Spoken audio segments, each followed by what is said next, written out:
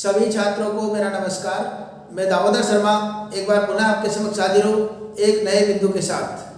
देखिए बच्चों, आज हम जो प्रकरण का अध्ययन करेंगे वह प्रकरण रहेगा कक्षा 11वीं की, जो कि आरबीएसई और सीबीएसई दोनों के अंतर्गत जो पुस्तक आती है अंतरा।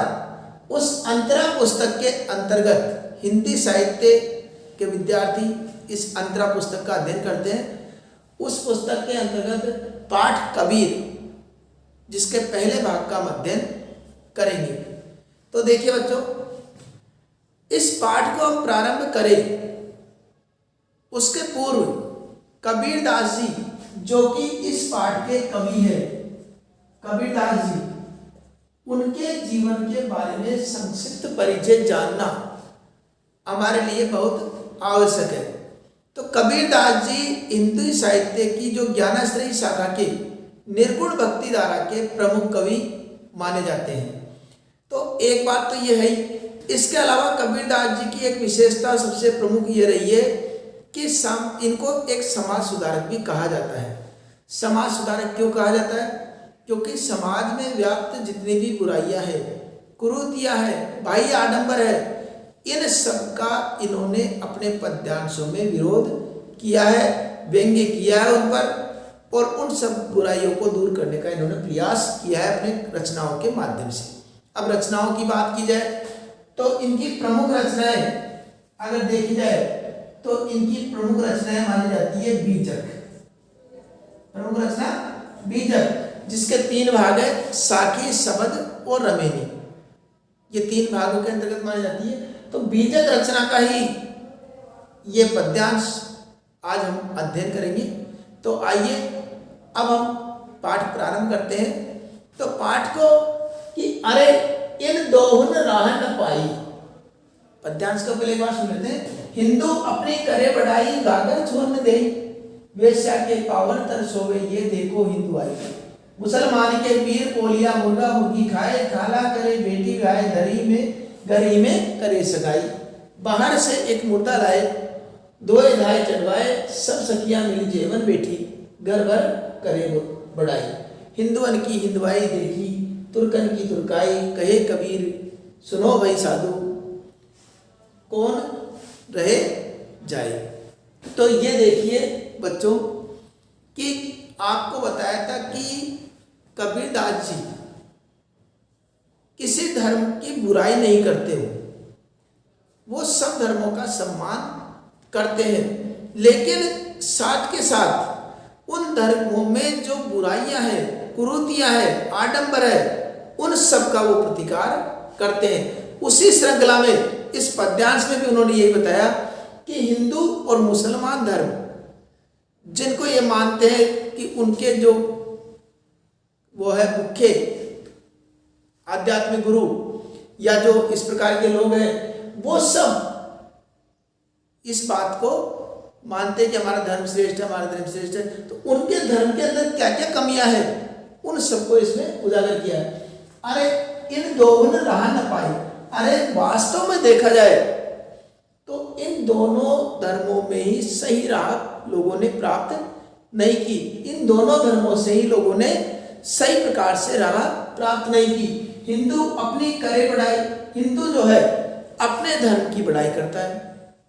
हिंदू जो लोग होते हैं वह अपने धर्म की बढ़ाई करते हैं, ये कहते हैं हमारे धर्म में से बढ़कर कोई धर्म नहीं है।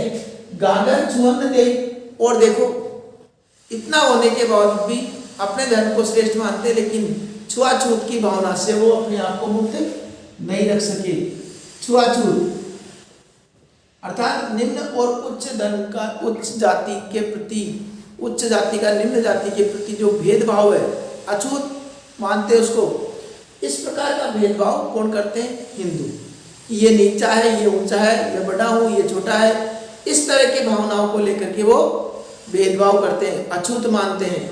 और वही जो अछूत मानने वाले हैं वो क्या करते हैं कि वेश्या के पायल तर सोवे, वेश्या जो कि निम्न जाति की है, वही जो श्रेष्ठ हिंदू धर्म को मानने वाले, उसी वेश्या निम्न जाति की महिला के पाँव में जाकर के, पैरों में पड़ करके सोते हैं। वह उसके पैरों में पड़ करके सोते हैं। ये देखो हिंदू है, ये कौन सी हिंदूपन है भाई? ये कौन सा हिंदूपन है कि आप एक तरफ तो निम्न जाति से दूर रहते हैं, अछूत मानते हैं, और उसी तरीके से दूसरी तरफ जो निम्न जाति की वेश्या है उसके पैरों में जाके पीड़ते हैं, सोते हैं वहां जाके। इसको हिंदू धर्म कहेंगे? ये कौन सी हिंदू आई है? मुसलमान के पीर औलिया, अब मुसलमान धर्म के बारे में बताते हैं कि मुसलमान के पीर औलिया, और मुसलमान के पीर औलिया जो धर्मगुरु या पीर फकीर मुर्गा मुर्गी खाए, आध्यात्मिकता की बात करते हैं, मुर्गा मुर्गी खाए, मुर्गा मुर्गी का सेवन करते हैं, अर्थात जीव हत्या करते हैं। कबीरदास जी ने जो धर्म में जो कमियां थी उसको इसमें प्रकट किया है। तो कबीरदास जी के शब्दों में मुसलमान के पीर औलिया मुर्गा मुर्गी खाए, कि मुसलमान के जो पीर औलिया है वह मुर्गा मुर्गी खाते हैं, अर्थात जीव हत्या करते हैं। इस प्रकार का कार्य वो करते हैं। यही नहीं, खाला करे तेरी बेटी भी आई, यहाँ तक कि अपनी मौसी की बेटी से वो शादी कर लेते हैं, अर्थात रक्त संबंध में भी वो रिश्ता नाता तय कर लेते हैं। घर ही में करें सगाई, घर में ही सगाई कर लेते हैं, रक्त संबंध में ही सगाई कर लेते हैं।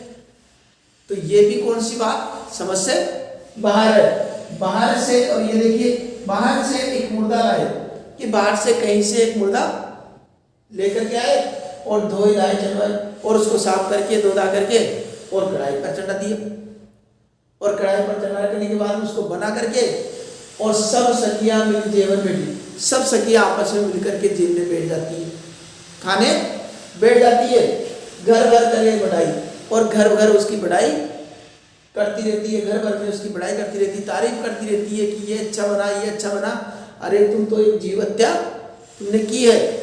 और जीव हत्या करने वाले व्यक्ति से कौन से ईश्वर प्रसन्न होने वाले हैं? जो प्राणी की हत्या करेगा, जीवों की हत्या करेगा, उससे न तो ईश्वर न अल्लाह कोई भी प्रसन्न नहीं होता है, क्योंकि सब उसी के, सभी में उसी का अंश है, और उसी के अंश को हम इस प्रकार व्यवहार नहीं कर सकते।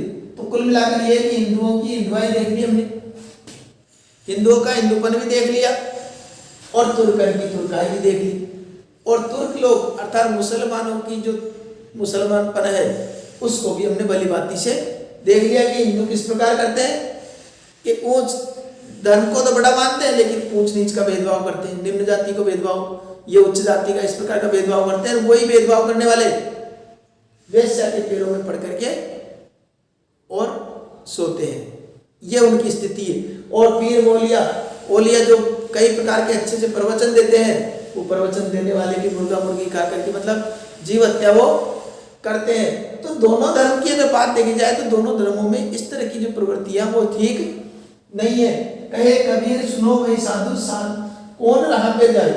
अब कबीरदास जी कहते हैं कि हे संतनों सुनो, अब ये बताओ किस राह पर चले, कौन से धर्म को श्रेष्ठ माने, हिंदू को जहां पर ऊंच नीच का भेदभाव होता है, या मुसलमान को जहां पर जीव हत्या का काम होता है और रक्त संबंध में ही शादी विवाह संपन्न होते हैं। इस धर्म में से किस धर्म को श्रेष्ठ माना जाए? जबकि धर्म तो वो है जो सब प्राणियों से प्रेम करने की शिक्षा दे, सभी को बिना किसी भेदभाव के अपनापन का भाव रखे, वो श्रेष्ठ धर्म कहलाता है। ईश्वर जब किसी से भेदभाव नहीं करते, ईश्वर अल्लाह उनकी नज़रों में सब समान है, तो फिर इनको मानने वाले इस प्रकार का व्यवहार क्यों करते हैं? जब ईश्वर और अल्लाह वही किसी में भेदभाव नहीं करते, वह सभी प्राणियों को अपना मानते हैं। जीव जंतुओं में के आत्मा कहते हैं, आत्मा और परमात्मा में संबंध है, आत्मा में परमात्मा का वास है, तो उन जीव जंतुओं की आत्मा में भी परमात्मा का वास रहता है। इसलिए उन जीव जंतुओं के प्रति भी हमें दया प्रेम का भाव रखना चाहिए। यह इस पाठ का जो मूल संदेश कवि देना चाहते हैं, इस पर ध्यान से यही देते हैं। अब देखिए, अब इसकी सप्रसंग व्याख्या अगर करनी हो हमको तो कैसे करेंगे? तो सप्रसंग व्याख्या के लिए पहले प्रसंग लिखेंगे, प्रसंग प्रस्तुत पद्यांश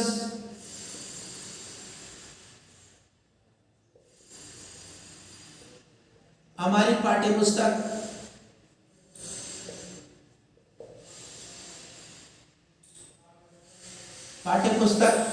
अंतरा के अंतर्गत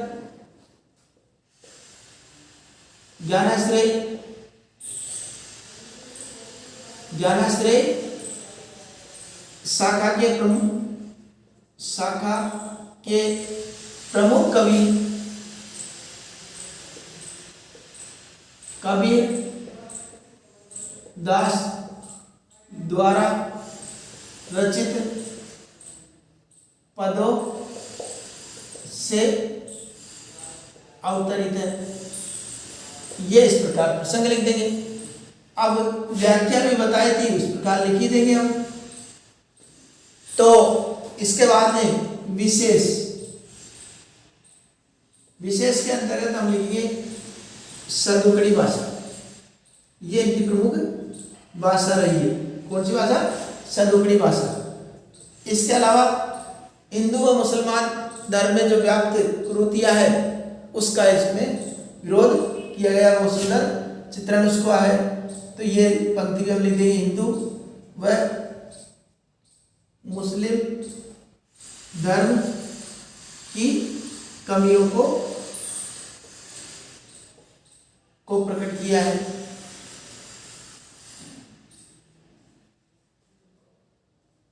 ठीक है।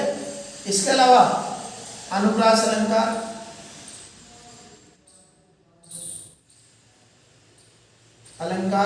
ये आत्मक संगीतात्मकता लिए हुए पद्यांश है। इस प्रकार की बातें हम लिख सकते हैं। तो ये हिंदी साहित्य का जो पहला पाठ है उसका पहला भाग है। और इस प्रकार आगे के पाठ भी हम पढ़ते हुए चलेंगे। इसलिए यदि चैनल को सब्सक्राइब नहीं किया हो तो वह भी कर लीजिए ताकि समय पर आपको सूचना प्राप्त हो सके। अब इसके जो प्रश्न है वो आपको डिस्क्रिप्शन में मिलेंगे, वहाँ जाकर के आप पढ़ सकते हैं। ठीक है। अब मिलते हैं अगले भाग में, तब तक के लिए धन्यवाद।